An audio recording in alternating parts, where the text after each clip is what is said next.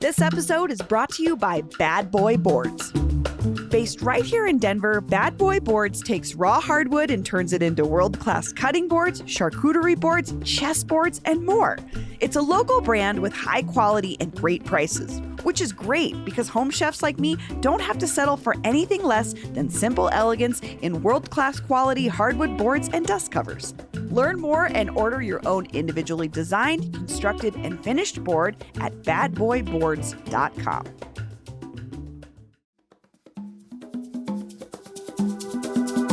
Today on CityCast Denver, buying tickets to your favorite shows these days, well, sucks. From insane prices to bots buying hundreds of seats, it seems like the bigger the event, the bigger the headache. Colorado Senate Bill 60 hopes to crack down on some of these shady practices, but will it be enough? And will Governor Polis sign it? Colorado Politics state government reporter Ann Metzger joins us today to parse out what exactly this bill does and whether it can make your summer concert season a little less painful. Today is Monday, May 15th. I'm Ann Marie Awad in for Bree Davies, and here's what Denver's talking about.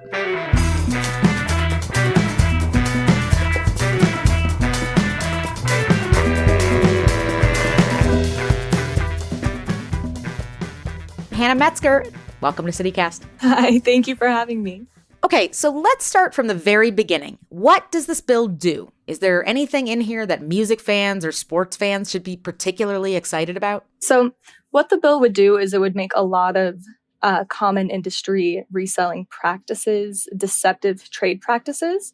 The biggest one, in my opinion, would be that it would prohibit speculative ticketing. So that is when companies sell tickets that they don't yet own. Oh. For example, like with Madonna's world tour that she announced earlier this year, before they even began selling tickets, there were websites all over the internet that were selling tickets for thousands of dollars, even though they had no access to them. And this is pretty common. Like some of the bigger legitimate companies do this as well. And they justify it as like you're paying them to wait in line to buy a ticket for you.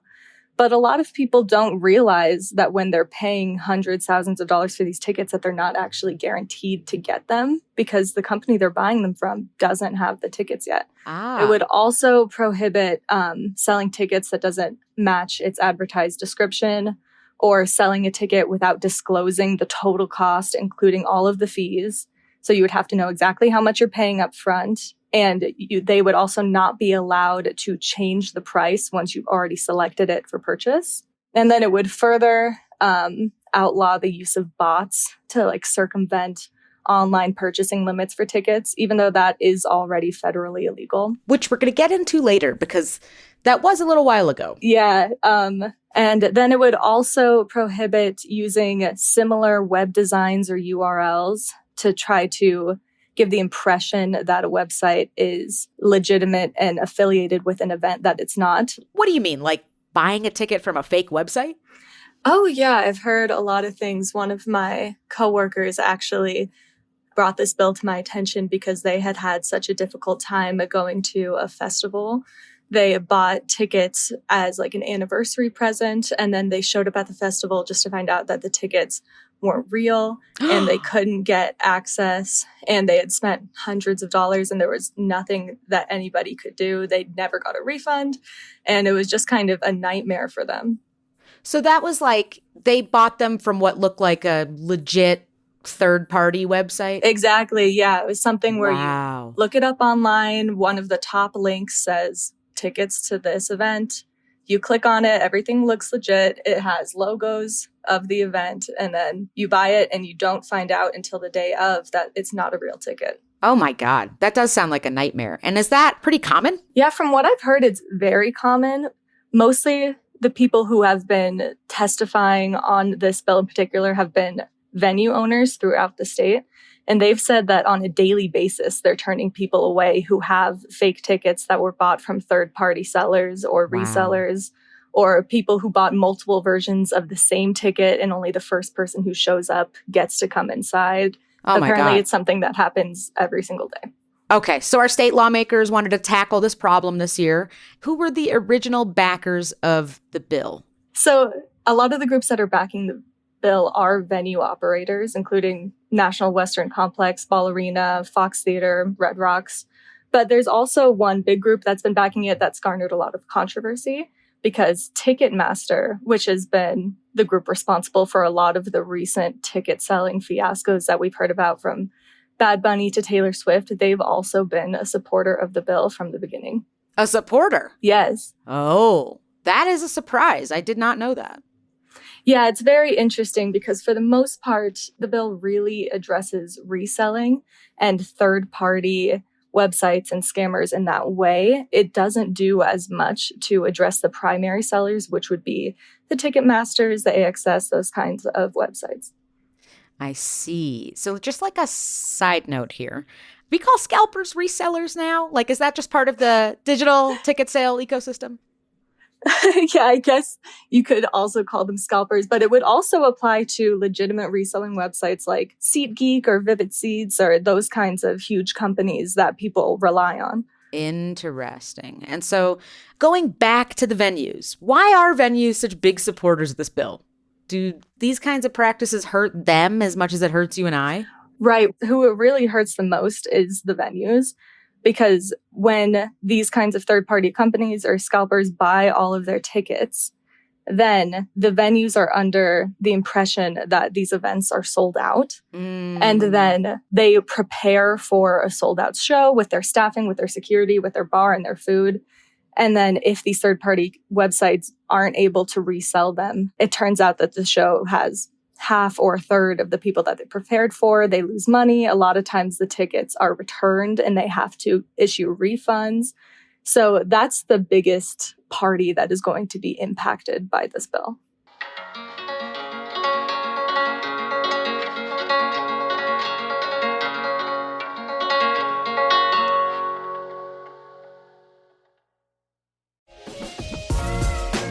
Hey, Denver, are you ready to explore? The North Face is officially open, right in their headquarters backyard at Park Meadows. Everything you need for your next journey is now all in one spot. From men's and women's outdoor apparel to backpacks, technical accessories, and so much more.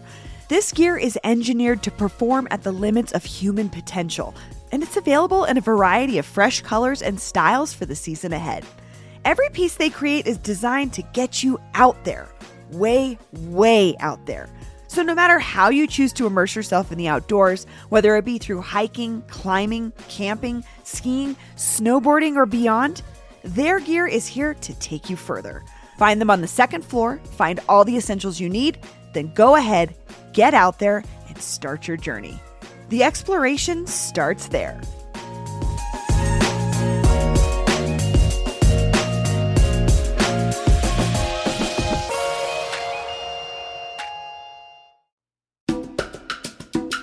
This episode is brought to you by Uhler's Garden.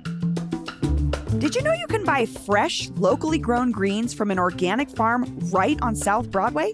Uhler's Garden is a hydroponic container farm specializing in living lettuce. That's right, when you order from Uhler's, their lettuce heads come with the roots intact, meaning your greens are picked fresh and will last longer. Uhler's uses 95% less water than the average farm and is all organic. No pesticides or chemicals here, so you don't even have to worry about washing your greens. Sign up for their Farm Share program now and pick up a box of fresh lettuce, arugula, and basil every Tuesday, June through August. Think global, but act local and support your local environmentally friendly farm today. Visit uhlersgarden.com for more information. That's ULLRS garden.com. So you mentioned Bad Bunny and Taylor Swift and federal law already. We should get to that. Give us a taste of where the national conversation is on this, right? Because we've, it's lots of large artists. The Renaissance tour has just kicked off. I know that was a big source of ire among people who were trying to get tickets to that. Absolutely. So federally, where the law's at is that in 2016, they passed the Bots Act, which pretty much just outlawed using computer softwares to circumvent ticketing limits or to mass purchase tickets faster than a person would be able to do it themselves. But that really hasn't been enforced in the last 7 years, obviously, as these issues are still very widespread, as we've seen. The FTC has only brought one case against violations of that law since 2016. So What? even though, it's pretty crazy. Wow. So even though there are actions that are prohibited, there really isn't much enforcement as far as the ticket selling industry. That's why we see things like Bad Bunny and Taylor Swift incidents. Yeah, I mean, our host, Bree, we were talking the other day about, I think this is sort of translated into like more hoops for everyone to jump through when they want to buy tickets to things. So she was talking about buying tickets to The Strokes, great band, not Beyonce. And, she first had to pay $1 to enter a lottery, and then she has to be picked in the lottery and then has the chance to buy the tickets. And then, of course, the tickets at that point stack $50, $60 on top of just the face value. Is that just like the world we live in now? Like, is this bill going to do anything to make any part of that experience better?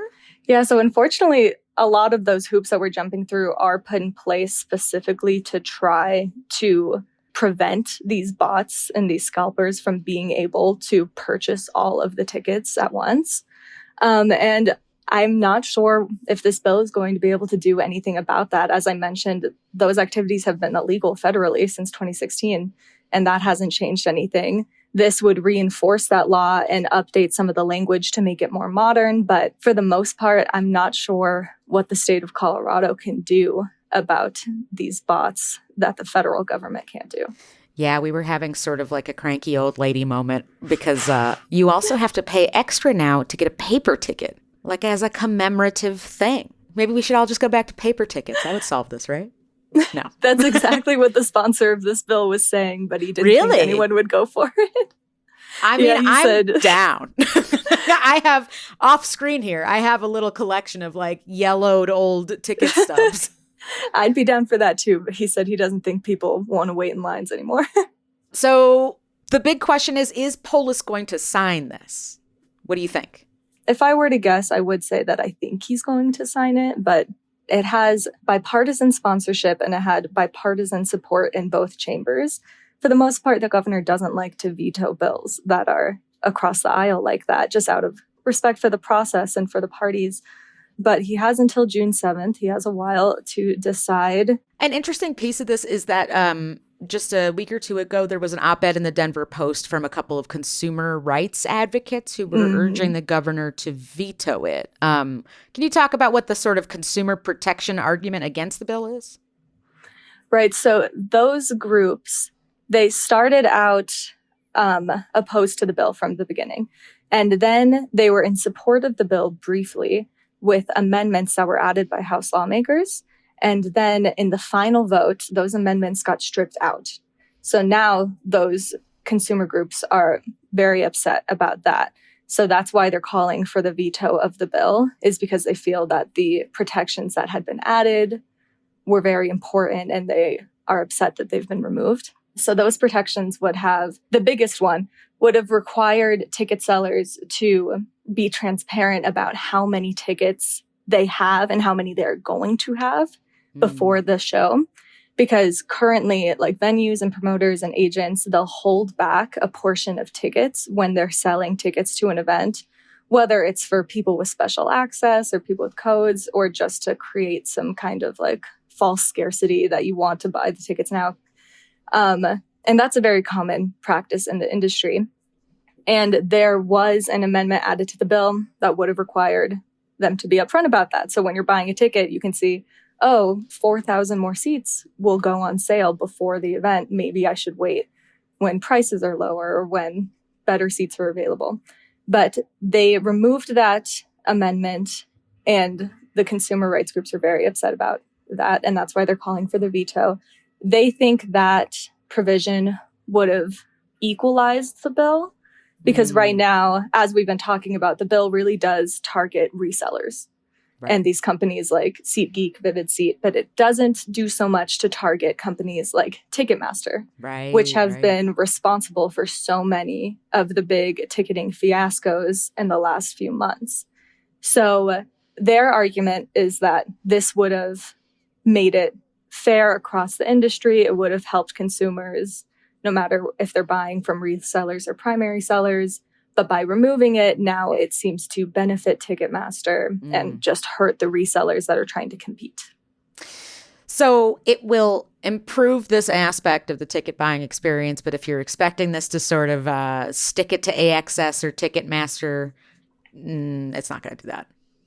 Yeah, exactly. This isn't really going to target the people who have been responsible for some of the Bad Bunnies and the Taylor Swift incidents. But for the most part, I do think it will make ticket buying easier for consumers, where there'll be less, or hopefully there'll be less of these scam websites that are making it look like they're from the actual event, that you won't accidentally purchase speculative tickets that you think are real tickets and then only find out the day before were from a company who weren't able to get a ticket themselves, so you can't go to the show. And of course, they'll have to be upfront with how much everything costs. You'll be buying a ticket online and you'll be able to see fees and everything. This is how much it costs, and they won't be able to change the price on you after you've already selected it for purchase. So all of those things are good protections. It might not go as far as some people want it to go, but I do think if the bill is signed and enforced, that it can make a difference for individual consumers. Yeah, there's still some big consumer wins in here for sure. Absolutely. Well, so we all know that Governor Polis is a big fan of these sort of stunt signing ceremonies. So if he does sign, I'd love to hear where you think he might do this one. I could definitely see it being somewhere like Red Rocks, very picturesque, very good for a photo op. And as we know, they've been testifying in support of the bill. That would probably be my biggest guess for that. Nathaniel Rateliff, like right next to him. Yeah. Lumineers make a performance. Lumineers everywhere. Yeah. Well, Hannah Metzger, thank you so much for joining us. Thank you so much for having me. And here's what else Denverites are talking about.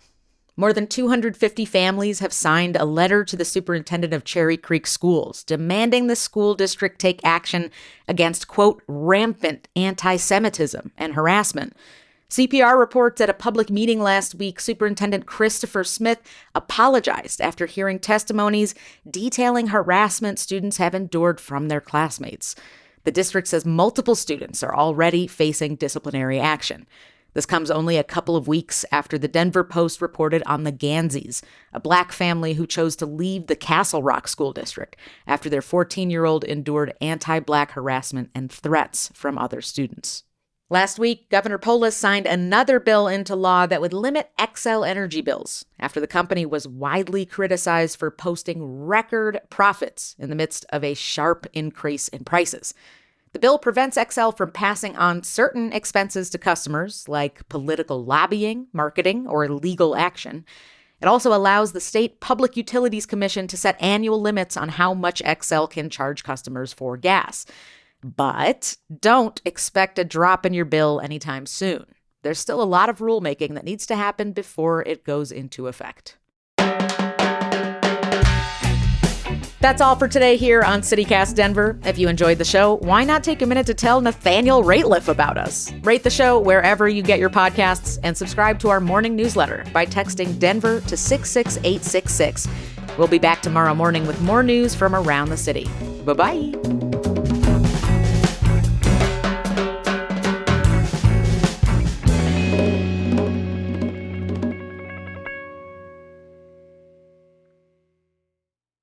All right, my first newscast in a few years.